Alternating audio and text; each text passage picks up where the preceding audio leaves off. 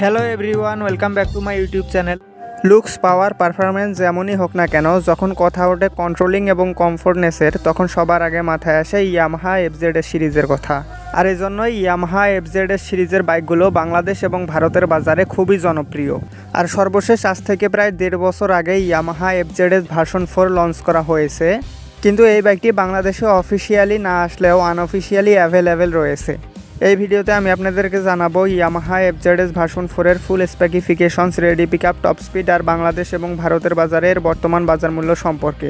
আর ভিডিওর শেষ অংশে আমি আপনাদেরকে জানাবো এই বাইকটি কেনা আপনার জন্য উচিত হবে কি না। তো চলুন আর কথা না বাড়িয়ে ভিডিওটি শুরু করা যাক। ইয়ামাহা এফজেডএস ভার্সন 4-এর সামনে ব্যবহার করা হয়েছে এরকম ডিসেন্ট লুকিং এলইডি বাল্ব সেটআপের হেডল্যাম্প এবং পিছনে ব্যবহার করা হয়েছে এরকম স্পোর্টি এলইডি টেইল ল্যাম্প। তার সাথে আছে 13 লিটারের মাস্কুলার ফিউল ট্যাঙ্ক এবং ফিউল ট্যাঙ্কের উপরে প্লাস্টিকের বডি ফেয়ারিংয়ের সাথে রয়েছে ইয়ামাহা এবং এফজেড সিরিজের 3D লোগো। আর এই বাইকটিতে নতুন ডিজাইনের এলইডি ইন্ডিকেটর ব্যবহার করা হয়েছে, যেটা আগে ছিল না। যাই হোক, এই বাইকটির লুকস অনেকেই খুবই পছন্দ করে, কিন্তু আমার কাছে পার্সোনালি এই বাইকটির ডিজাইন একদমই ভালো লাগে না। যাই হোক, ভার্সন 3 এর তুলনায় এই বাইকটিতে সবচেয়ে বেশি পরিবর্তন এসেছে এর ইনস্ট্রুমেন্ট ক্লাস্টার বা স্পিডোমিটারে। এই বাইকটিতে ব্যবহার করা হয়েছে full digital colour instrument cluster বা স্পিডোমিটার, যেখানে RPM meter, speedometer, odometer, trip meter সহ সকল বেসিক ইনফরমেশন শো করে, কিন্তু দুঃখের ব্যাপার হলো এটাতে গিয়ার পজিশন ইন্ডিকেটর নেই। এত দামি একটা বাইক হিসেবে এই বাইকটিতে গিয়ার পজিশন ইন্ডিকেটর দেওয়া উচিত ছিল, কিন্তু এই বাইকটিতে আছে ইয়ামাহা স্মার্ট ওয়াই কানেক্ট, যার ফলে আপনি আপনার স্মার্টফোনকে এই মিটারের সাথে কানেক্ট করতে পারবেন এবং সেখানে বেশ কিছু বেসিক ইনফরমেশন পেয়ে যাবেন। বাইকটির ফ্রন্ট টায়ার হিসাবে ব্যবহার করা হয়েছে 100/80 সেকশনের টিউবলেস টায়ার এবং পিছনে ব্যবহার করা হয়েছে 140/60 সেকশনের টিউবলেস টায়ার। মানে ভার্সন 2 এবং ভার্সন 3-তে যে টায়ার ব্যবহার করা হয়েছে এই বাইকটিতেও একই টায়ার দেওয়া হয়েছে।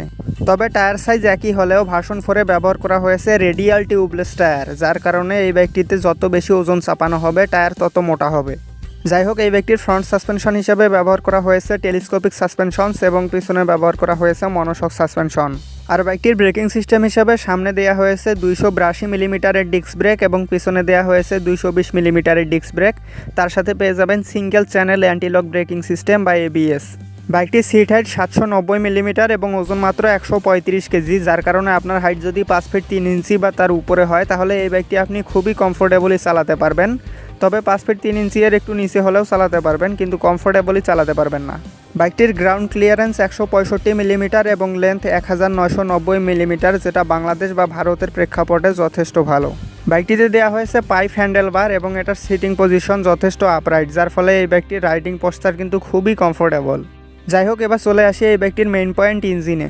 ইয়ামাহা এফজেডএস ভার্সন 4-এর ইঞ্জিন হিসেবে ব্যবহার করা হয়েছে 4 স্ট্রোক সিঙ্গেল সিলিন্ডার 2 ভ্যালভের এয়ার কুলড SOAC BS6 কমপ্ল্যান্ডের ফিউল ইনজেক্টেড ইঞ্জিন, যেটার ইঞ্জিন ডিসপ্লেসমেন্ট 149 সিসি।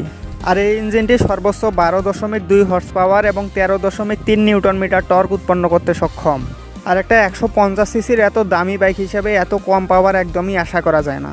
মানে একবার চিন্তা করে দেখুন, এটার ছোট ভাই এফজেডএস ভার্সন 2ও কিন্তু এটার চেয়ে 1 হর্স পাওয়ার বেশি উৎপাদন করতে সক্ষম। আর সেটাও যে একদম খুব বেশি এমনটাও কিন্তু না, কারণ বাংলাদেশের বাজারে এখন ইয়ামাহা এফজেডএস ভার্সন 4-এর চেয়ে প্রায় 1.5 লক্ষ টাকা কমে যে বাইকগুলো পাওয়া যাচ্ছে সেগুলোর হর্স পাওয়ারও কিন্তু ভার্সন 4-এর তুলনায় অনেক বেশি। তো যাই হোক, এই বাইকটিতে 0 থেকে 60 কিলোমিটার পার আওয়ারের গতি ওঠাতে সময় লাগে 7.11 সেকেন্ড এবং 0 থেকে 100 কিলোমিটার পার আওয়ারের গতি ওঠাতে সময় লাগে 19.22 সেকেন্ড। আর এই বাইকটিতে প্রায় 110 kilometre per hour top speed পাওয়া যায়।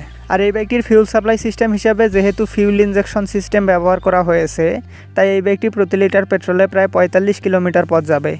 ভারতের বাজারে ইয়ামাহা এফজেডএস ভার্সন 4-এর বর্তমান বাজার মূল্য 1,30,000 রুপি।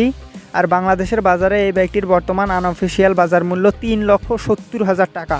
মারো হামকো জিন্দা মত ছোড়ো সালো। তোর মাথা নষ্ট। এখন প্রশ্ন হলো, এত দাম দিয়ে এই বাইকটি কি কেনা আপনার উচিত হবে? আপনি যদি আমার ব্যক্তিগত মতামত জানতে চান তাহলে একদমই না। এই বাইকটি যদি বাংলাদেশের বাজারে অফিসিয়ালি চলে আসে তাহলে এর দাম 2,70,000 থেকে 2,80,000 টাকার মধ্যে হবে। আর আমার মতে এটার দাম যদি 2,70,000 টাকা হয় তবুও এটা ওভার প্রাইস। আর বাংলাদেশের বাজারে 2,50,000 টাকার মধ্যেই এমন কিছু বাইক আছে যেগুলো লুকস, পাওয়ার, পারফরমেন্স, ফিচার্সের দিক থেকে ইয়ামাহা এফজেডএস ভার্সন 4 এর তুলনায় অনেক ভালো। আর এর বর্তমান যে দাম সেই দামে সেকেন্ড হ্যান্ড মার্কেটে আপনি ইয়ামাহা MT-15 ভার্সন 1ও পেয়ে যেতে পারেন। তো এই ছিল আজকের ভিডিওটি ভালো লেগে থাকলে একটি লাইক অবশ্যই করবেন এবং এরকমই বাইক রিলেটেড ভিডিও পাওয়ার জন্য চ্যানেলটি সাবস্ক্রাইব করে বেল নোটিফিকেশনটি অন করে রাখবেন। Ride safe for ride again, see you in the next video.